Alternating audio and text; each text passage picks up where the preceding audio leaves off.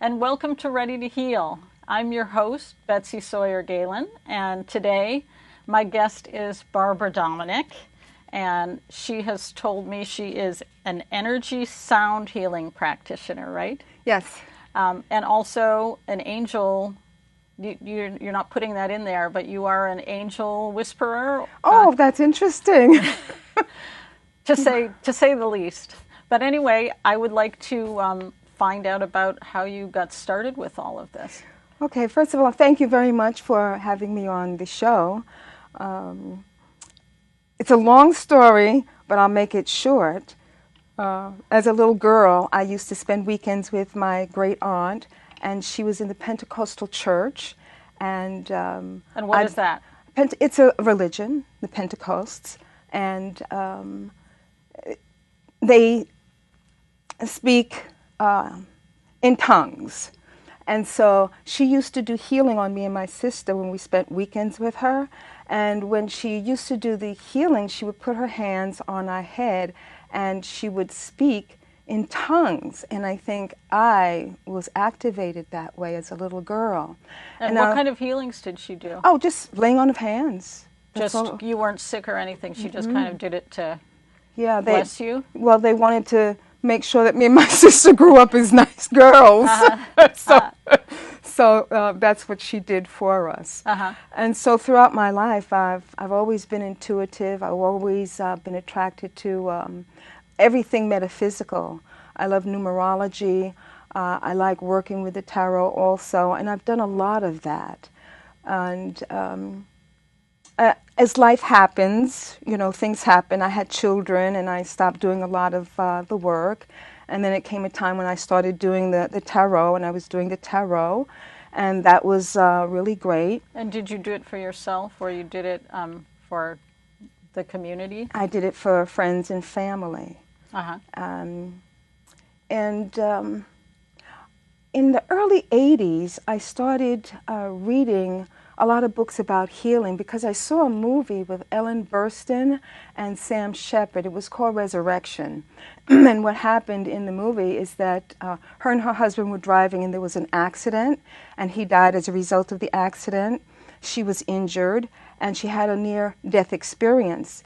And afterwards, in her process of healing, she realized she had this gift for healing in her hands, and she started doing that with people in her community. And when I saw that, it triggered something in me, and I remembered the work that my Aunt Rose used to do. And then I started reading a lot of books about healing, hands-on healing, and I found this wonderful book, and it was called The Human Aura. And it's by Ascended Master Doyle Ko and Kutumi. But of course the book was channeled through Elizabeth Clear Prophet. And I read that book, and in the book I learned about the aura, I learned about the chakras, I learned about hands-on healing, and I started doing hands-on healing on myself. And now this was during the time where I developed arthritis in my knees. And so doing the hands-on healing on myself, I no longer have arthritis. And this was in the 80s. So how does that work? How does what work? How does it work? I just rub my hands together. We have electromagnetics in our hands, and when you rub your hands together, it kind of activates all of that. And when I feel that my hands are warm, I would just put my hands on my knees, and I would feel the heat, and I would just keep my hands there. And I remember my grandmother, with her arthritis, she used to rub her knees. And then that's what I started to do. I started to rub my knees. This was in the 80s. And no arthritis at all. Wow, So, okay. I'll have to think of that. Okay. And so moving forward, I continued to do the laying on of hands or hands-on healing with my family and friends and anyone who would let me do healing with them, because it was what I wanted to do. I was so in tune with it, and I could feel the energies as well. And during the 80s, I had a girlfriend. Her name is Claire Ferrano, and we worked together at Exxon Office Systems. And she's been there through out my entire journey, the spiritual journey. And what happened was, we would talk a lot, and she would tell me what was going on with her, and she told me that something was happening with her hands. She was actually in the kitchen doing some work, and she spilled boiling water on her hands, and nothing happened to her hands. It didn't hurt, it didn't blister. So I said, well, Claire, I think you might have some special gift in your hands. Why don't you explore it and check it out and see what's going on with your hands? So she knew of a healer, and she spoke to this healer, and he recommended that she look into Reiki. So she did, and she found someone who was teaching Reiki, and she told me about it, and I just decided to take Reiki with her to support her. And I did, and what I learned was that I don't have to use my own energy. When we're doing healing work, it's wonderful because we work from our heart, and love is the most powerful force in the universe.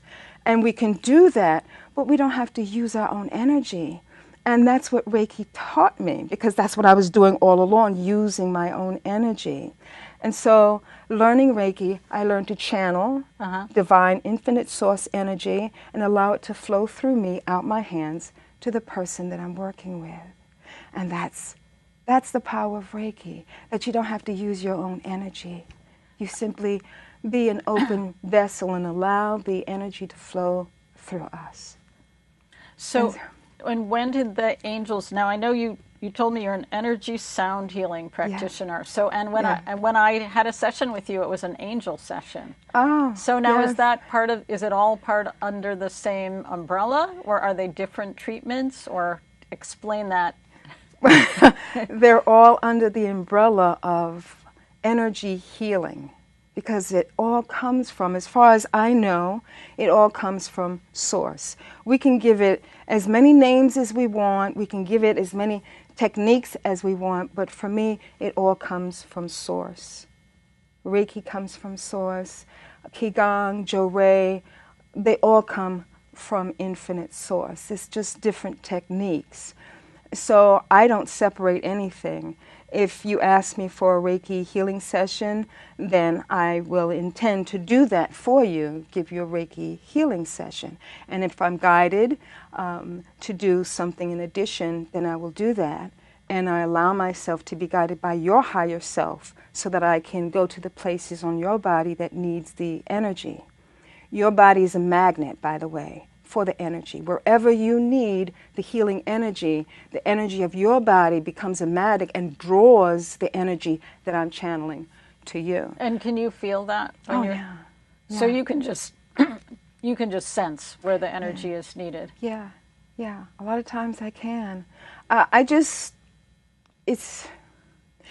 like I get out of the way. Barbara Dominick gets out of the way and allows this vessel that channels infinite source, this healing energy, to come forth and do what it does. I don't direct it at all. And so how do you decide when you're working on someone if you're going to try doing sound, or is that an intuitive? Yes, because some people are not open to the light language, and now I'm working with my hands as well. So if a person is not open to light language, that it's not effective for them? No, it doesn't come forth. It doesn't come forth. Oh, not that it's not effective for them. It doesn't come forth because some people are not comfortable with that. And they close off, they close their hearts a little to it? Is that what it is? No, I don't know if they're closed off to it as much as they may not be aware of it. And if they are, they may not know what it does. And if they don't know what it does, they may not want to receive it. And so, again, I'm just open to receive the guidance, because a lot of times I don't know whether or not a person is open to it or not. And that's why, again, I step out of the way and allow Spirit to guide me to give the person the healing that's meant for them. Because if I'm in the way, I'll sabotage the person's ability to get the healing that's meant for them. And that is not my intention at all. Yeah, that makes sense. Yeah. So for you, I knew that you were open to it. So So it was pretty easy, and my intention is to be a pure, clear, and open vessel for Infinite Source to use me for the power of healing, for you to receive the healing that's meant for you. And I just begin with you laying on the table on your back, and I begin at your head. And if you remember, I place the table in the same area where the angels always appear. And I never did that because I never knew that they were there until June.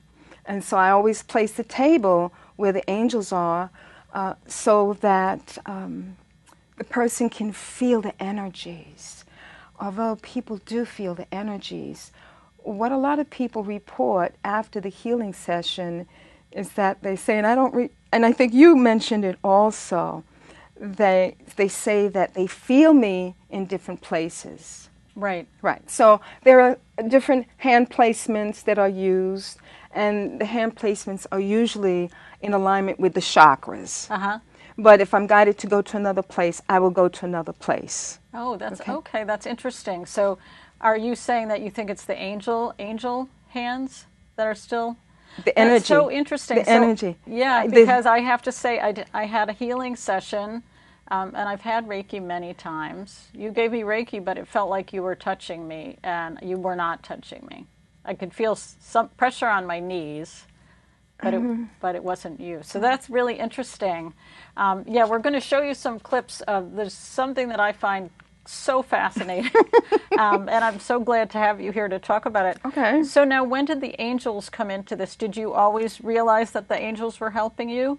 Yes, for a long time. Again, my girlfriend Claire Ferrano, she kind of introduced me to the angels. I was always aware of the angels, but just being in her life and us sharing different things together, I became more aware of angels, because she talked about the angels and how they were in her life. And so I began to embracing the angels and reading books by Dorina Virtue and calling on them. How did she tell you that angels were in her life? Like, how did she... Well, it had a lot to do with her own spiritual path that she was on.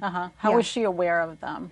I think she became aware of them because of her deep spiritual belief in a power greater than herself. And did she see them? Did she feel them?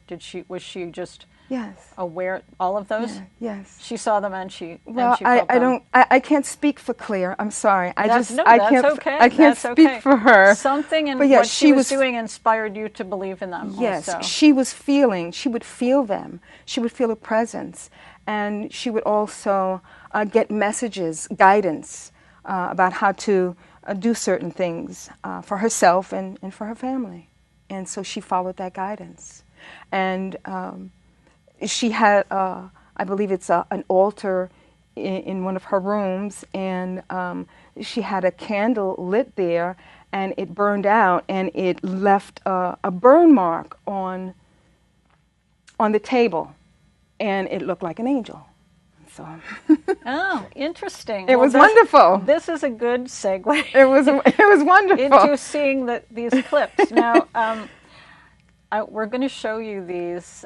They're now on YouTube, right? Yes. They're both on YouTube. Yes. Some experiences that Barbara's been having with angels that I find very incredible. And I know when you see something like this, the skeptic in me, the skeptic in many people will look at this and go, this is obviously somebody playing with us here, but it's not, because I've seen this happen myself. This is a very cool phenomenon. So the first one we're going to show you is Barbara just playing with the angel light after she realizes what's happening. And what is happening really is you can't see this in the light of day, but your camera picks it up. Your cell phone camera picks this up. Okay, that's partially correct. Specifically, I cannot see the light with my naked eye. The light appears on a wall in my living room. And when I pretend we're in my living room now and we're sitting, and the wall where my sofa is, and there's a window to the left, this light just emanates from that part of my living room, and I cannot see it. when I look at the wall, I cannot see the light. Only when I look away, I have this little altar. It's actually a bookshelf, but it's also an altar where I have my angel cards for people to pick a card after their healing session. And so what I did is I propped up my cell phone on a candle holder, and when I look in it, I can see this light, and the light expands, it contracts and expands, and it's just so amazing to me. It always brings tears to my eyes because it's just such a profound experience that's come into my life, and it's just started happening in June. I was on a call, an activation call with Zoe Davenport. Which I was also on. Yes, we were there together and didn't even realize it. And she's an ascension activator is what she calls herself. Is that correct? Uh-huh. And it was 5 calls we were on, and they were phenomenal. The Mother's Day call was incredible. I had all kinds of physical things going on in my body listening to that call. And after the call, for some reason, I had this urge to video an exercise that I've been doing that has really strengthened my neck, my shoulders, and my back. And I videotaped it using my cell phone. I uploaded it to YouTube. This is something I would never, ever do because, believe me, I'm shy. And I uploaded it to YouTube, and I was watching it, and all this light was coming in from the left side of my living room. When I raised my arms, this light expanded. So we're going to stop right now and take a look at that clip. Hi, so today is just a silly, giddy day for me, just hanging around my apartment, doing, little chores, and my angel friends are here keeping me company, and I'm just enjoying them and having fun. This is just such a delightful experience that I always have with them, this beautiful light.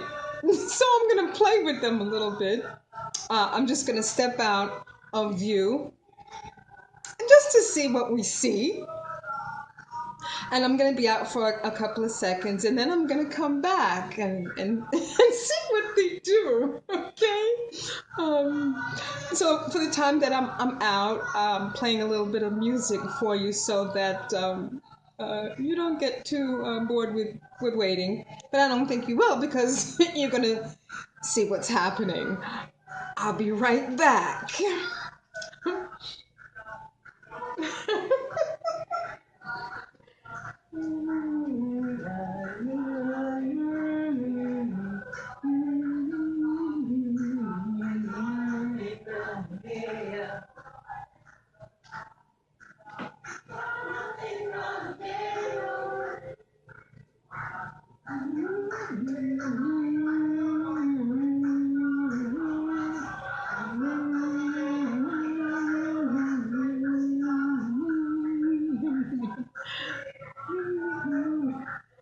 Okay, so I'm coming back in.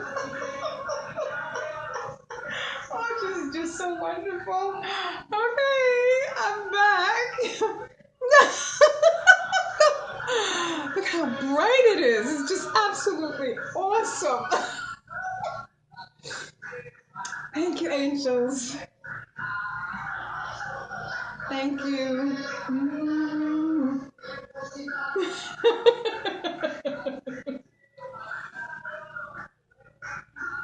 Divine blessings. Divine blessings. Thank you. So that was pretty remarkable. Well, that's me dancing with the lights. It was like I said, it was just a silly day. I was just feeling giddy all day, and I just decided to play with them. But they got me. And now we have another one also that we want to show too, where you can actually see the image of the angel. And I will say also that when you did a session with me and you showed me, it happened again. Yes. It happened again on my session. You can see the image, and we're going to go to that right now, so you can just take a look at that. Yes. How is that happening?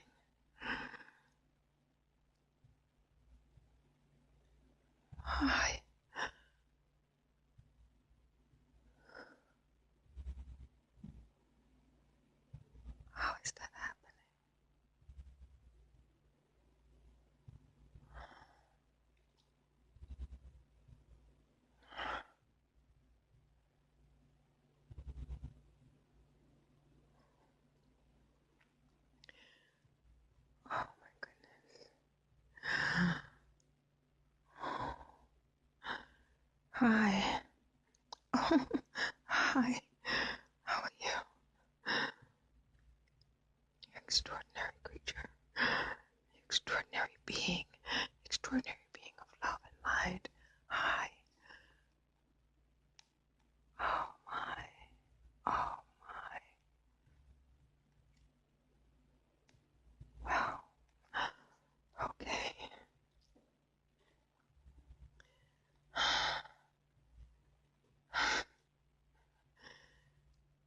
Oh, look at that. That's just so amazing.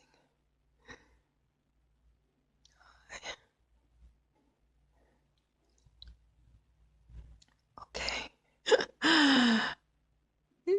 I'm going to bed now. I will see you tomorrow. I promise I will see you tomorrow. Good night. Good night.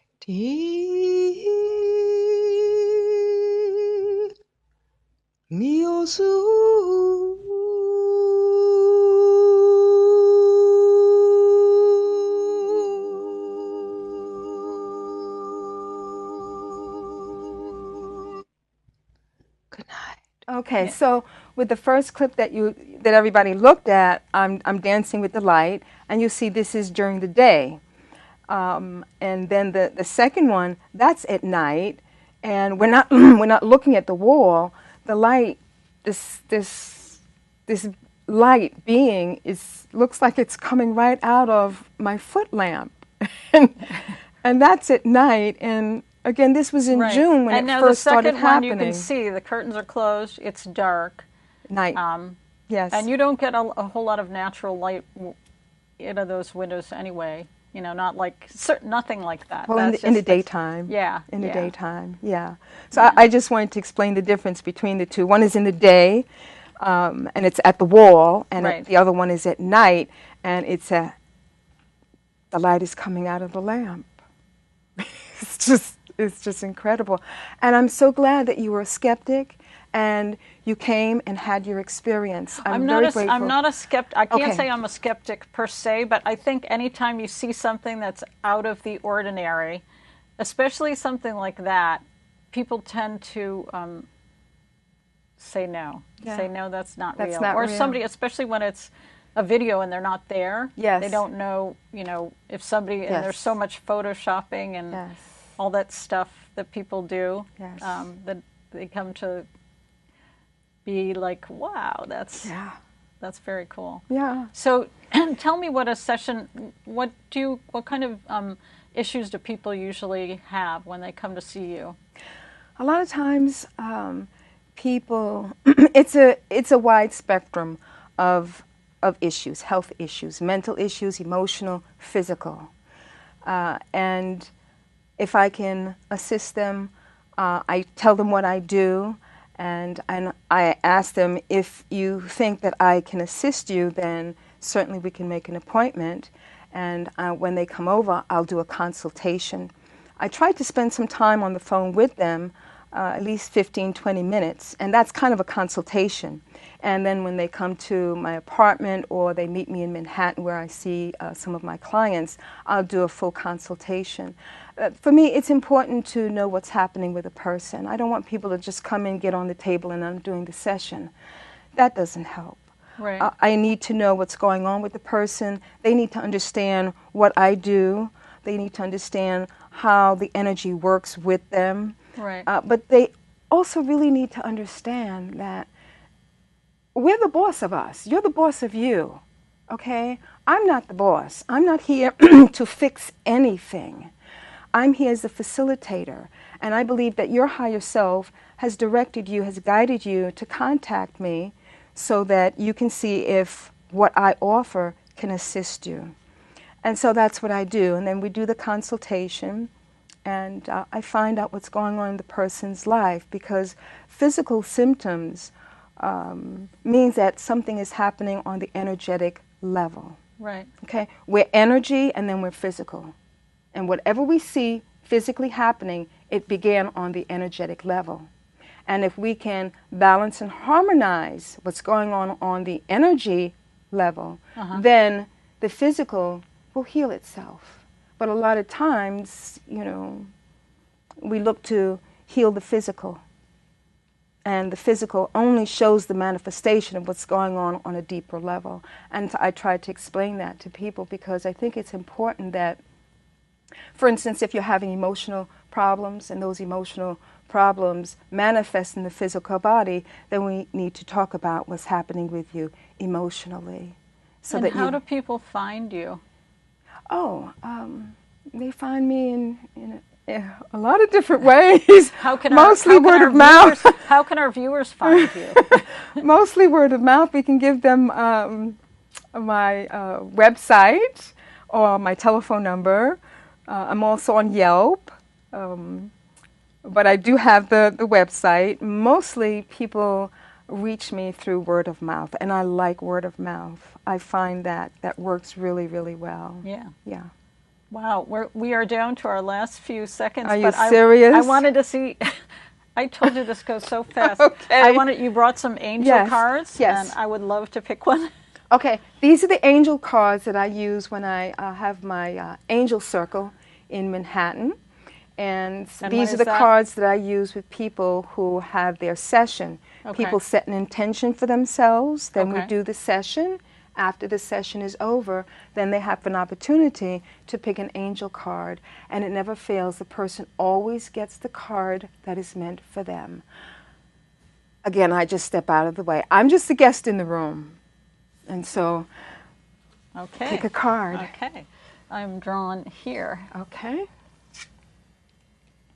And I got Strength, Archangel Ariel. Okay.